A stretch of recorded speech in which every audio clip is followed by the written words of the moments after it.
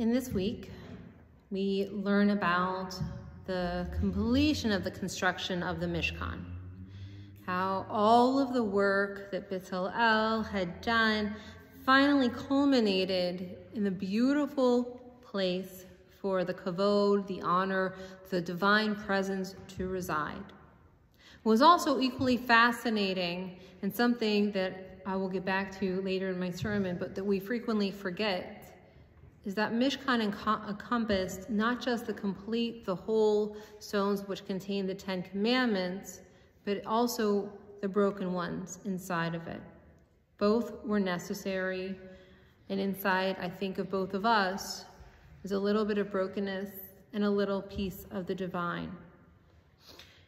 The challenge, I think, when we also think about this, and why I think the rabbis connected this parsha so long ago with an excerpt from the book of Kings, when Solomon completed building the temple, and there too we see the kavod of God settling in, moving from the tabernacle into the Holy of Holies, is that we bring with that understanding Zionist ideology and theology, but from the biblical perspective. Don't worry, I'll move us along pretty fast. We're not going to be in the history of ideas of Zionism, aka 5 hours later. You're still sitting here loving on me. But biblical Zionism had this wonderful belief that as long as the kavod, the presence of God, dwelled within the Holy of Holies, or the Mishkan, that tabernacle, we would somehow be safe, we would be protected. Ezekiel goes on later in his book to describe the reason that Jerusalem was destroyed and the first temple destroyed by the Babylonians in 586 was because the kavod of God had exited. It exited because of everybody's sinfulness. Today, we have a different version of Zionist, and when you say the word Zionism, it brings on all sorts of imagery into our brains. We think of modern-day Israel, perhaps we even think of Theodor Herzl and the creation and the need for a nationalist state and a nationalist movement culminating as a result of tremendous quantities of anti-Semitism and persecution in the establishment of the State of Israel, blessed, of course, by the United Nations and first recognized by President Truman in this country. We recall the long-standing friendship between this country, and we also recall the almost challenging ways in which the fledgling Zionist state started. How initially they fought this war of independence, or the Nakba, depending on whose perspective you're looking at, that very same war through. And again, through certain lens, the Nakba continues. Through others, there have been a series of other wars, the result of which has, of course, led us to today. What's fascinating is, in listening and reading what the modern Israeli experiences of that same understanding of Zionism, is that maybe they have to do it alone. Are they still going to have friends here? Are they going to have friends abroad? Especially in light of all of what's going on in Gaza, what is going to happen? Of course, we are starting to see, and perhaps rightfully so, criticism stemming from the White House, where Biden expressed his concern at 30,000 Palestinians dying. And we saw earlier this week, Senator Chuck Schumer equally expressing concern and offering criticism. The presence of criticism, also known as tochacha, has a long-standing tradition in Judaism. We value it. We value the fact that we need to criticize ourselves. We need to engage in criticism toward our friends so that they don't stray off the path, as can happen when we all get stuck in our own bubble.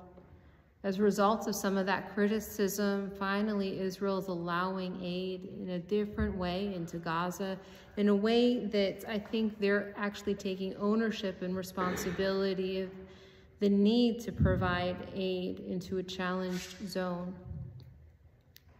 Not that that relinquishes the responsibility that Hamas has toward its own citizens whom elected them as government, but it gives us pause and recognition that, along with an understanding of where does the Holy Ark reside, where is Zionism, and how do we get into the presence of God, even in the modern state of Israel, there's a responsibility for the citizens who are all, in fact, I think, walking cases of PTSD, many of whom are still challenged in dealing with October 7th and the ramifications therein, many whose loved ones are still being held hostage in Gaza, and yet we're still being challenged to act at a level that is our highest self. And we sometimes need that tochacha to get there, because the brokenness can feel overwhelming and prevent us from seeing responsibilities that we need to see in front of us.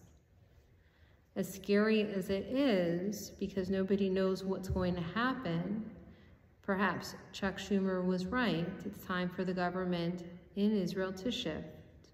Perhaps all of us sometimes need people like Chuck Schumer, they're not necessarily him per se, reminding us that we're about to veer off a path, and we need to get back toward that with love and tenderness, with kindness and compassion, recognizing the pain that we're all in that led us down the path to begin with, that helped us veer off and finding ourselves needing that assistance. It says a lot, by the way, I think, that Israelis are able to hear President Biden and shift course a little bit.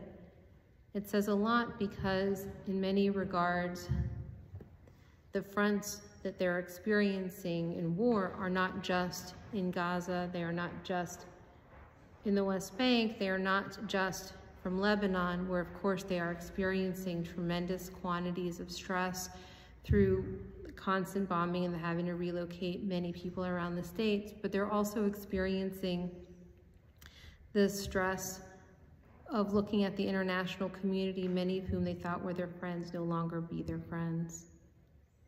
And what does that truly mean? So while it is this week that we recall the fact that Solomon dedicated the temple and the Haftorah, we recall the completion of the building of the Mishkan. In that same moment, when God appeared and descended among all of us, he descended among all of us, whole and broken. He was there to help us navigate challenging waters. He was there, or she was there, depending on, again, the version of God you have, to help us find our way. May we be brave enough to hear the criticism. May we be open enough in our lives to embrace those challenging words so that we can heal ourselves and find ourselves, if we're truly wandering off a path, back on to a path. And may the words of our dearest friends be something that we can actually hear. Something, by the way, is very challenging to do so when you are in pain. Shabbat Shalom.